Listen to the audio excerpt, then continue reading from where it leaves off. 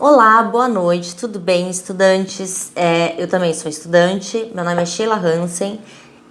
Eu tô aqui para compartilhar o conhecimento que eu obtive, né, para a prova do exame 32 da FGV, que será ministrada no dia 13 de junho. E eu me comprometi a fazer 30 vídeos, porque seriam 30 dias desde que comecei para a prova, né? Então eu pesquisei os assuntos mais abordados pela OAB, o que elas mais cobram, ou alguma coisa sobre o que nós estamos vivendo agora, com a pandemia e etc, para a gente estudar juntos, tá? Eu não sou professora, não estou dando aula, não tenho conhecimento técnico sobre isso. Eu só sou uma estudante de direito, já sou bacharel há 13 anos, abafo o caso, mas eu quero falar com vocês o que eu estou estudando, tá? Vou começar com o mais fácil, mas as ações de constitucionalidade, em 10 testes, elas caíram 9 vezes. Isso significa que se você precisar de um pontinho para passar, esse pode ser o seu ponto decisivo, ok? Então eu vou começar com a mais fácil, que é a ADCOM, tá? Que é a ação de constitucionalidade, controle de constitucionalidade.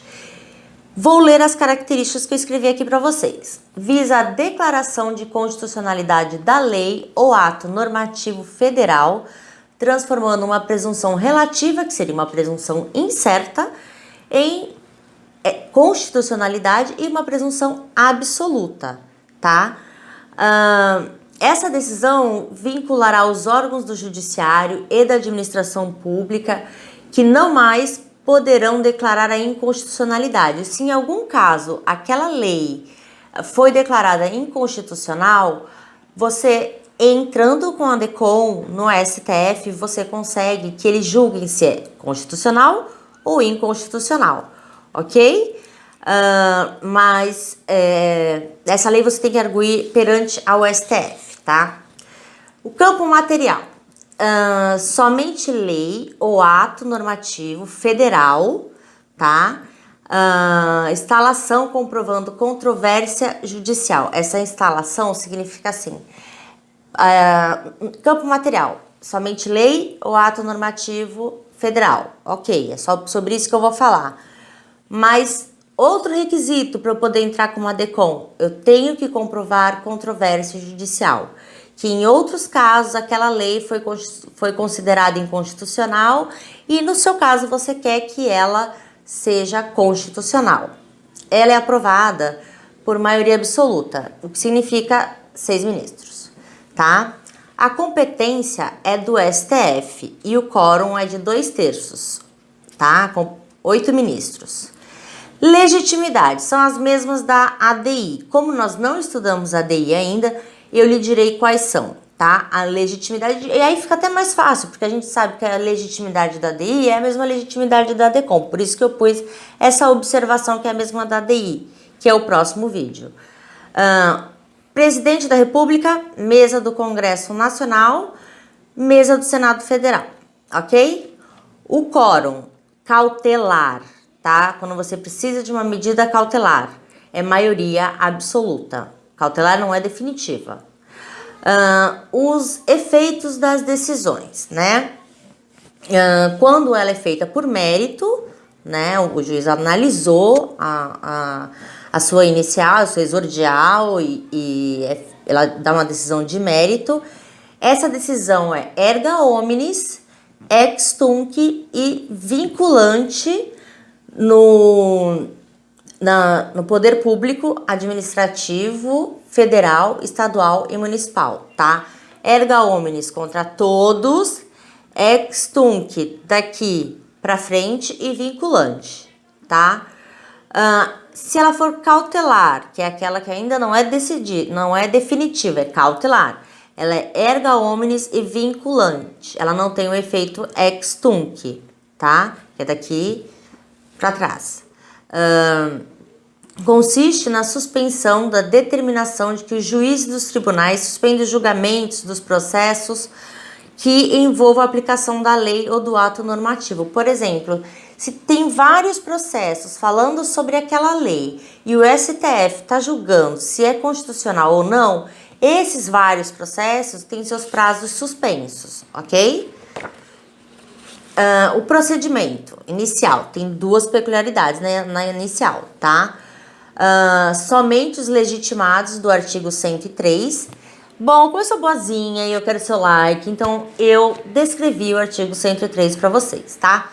Que é Presidente da República, Mesa do Senado Federal, Mesa do Congresso Nacional, Mesa da Assembleia Legislativa ou Câmara Legislativa e do DF, da Câmara do DF também, Governador de Estado de DF, Procurador-Geral da União, isso é bom, viu? Conselho Federativo da OAB, partido político com representação no Congresso Nacional, quer dizer, tem que ter um ser humano lá que é do mesmo partido político que vai entrar com a ADECOM, ok? Confederação sindical ou entidade de classe de âmbito nacional. São esses, tá? Que são os legítimos a entrar com a ADECOM. NAD é bem menor, tá? Essa daqui é bem ampla. Então, se você quer anotar, dá uma pausada no vídeo, vai uma por uma, que você vai entender. E outra coisa que é indispensável no procedimento, que haja controvérsia judicial em outros casos, tá? Não é só porque você acha, você vai entrar com uma ADECOM, não. Você viu a liminar, tá? O quórum de julgamento para apreciação da liminar são de 8 ministros do STF. E o quórum de votação são 6 ministros. Uma observação importante, que passa sempre batido, né? Todos os outros casos judiciais que estão falando sobre o assunto controverso, né? Se é constitucional ou inconstitucional, eles têm os prazos suspensos por 180 dias, que é o tempo que o STF vai decidir se aquilo é constitucional ou inconstitucional, porque muda completamente a decisão de um processo, ok? Os efeitos é realmente a suspensão dos prazos por 180 dias, que é o tempo que eles têm para decidir se é constitucional ou inconstitucional, ou se depende de lei complementar, ou o que seja, tá? O parecer do PGR, né? Os advogados-geral da União não se manifestam, tá? Visto que não há ato normativo a ser deferido, tá bom? O julgamento. Como que é o julgamento da ADECOM? O quórum de julgamento são 8 ministros, igual o da ADI. A gente vai falar da ADI depois, mas fica fácil quando a gente sabe que o quórum da ADI é tal e o quórum da ADECOM é tal. A gente faz uma associação bacana, por isso que eu coloquei que é igual o quórum da ADI, mesmo eu não tendo falado da ADI ainda. O quórum de votação são 6 ministros. E os efeitos são igual da ADI, tá? Que são erga omnes, ex tunc e vinculante ao judiciário e administração pública, estadual, federal, municipal e etc. Ok?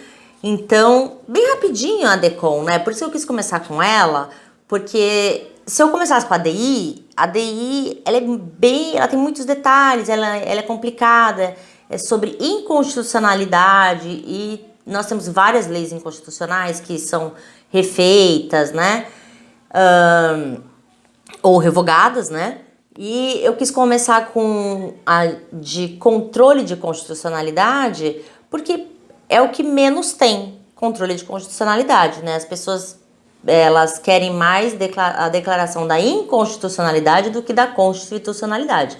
Mas, como é uma questão de controle de constitucionalidade, tá? Que cai 9 vezes em 10 exames, né? Nós vamos falar sobre todos, tá? Pra gente gravar bem o que é. Se você tiver alguma sugestão, crítica construtiva, né? Não adianta me criticar, porque eu sou estudante que nem você, então eu e tu estamos na mesma, né? Eu tô aqui só para falar o que eu estudo de uma forma mais fácil, né? Do jeito que eu entendo. Eu espero que vocês também esteja sendo mais fácil para você, tá? Porque muita coisa eu não entendia e agora, fazendo pesquisa para fazer o vídeo, tudo, eu não pego de uma fonte só, né? não pego só do curso que eu faço 2 vezes por semana. Então, eu vou pincelando aqui e ali, né? Amanhã nós temos a ADI e eu vou começar a soltar perguntas sobre o tema que eu falar. Então, eu vou deixar embaixo na descrição do vídeo algumas perguntas, né, feitas pela FGV, claro, que eu não vou tirar da minha cabeça, né, e qual é a resposta comentada, ok? Então, até mais. Muito obrigada por vocês estarem aqui até o final desse vídeo.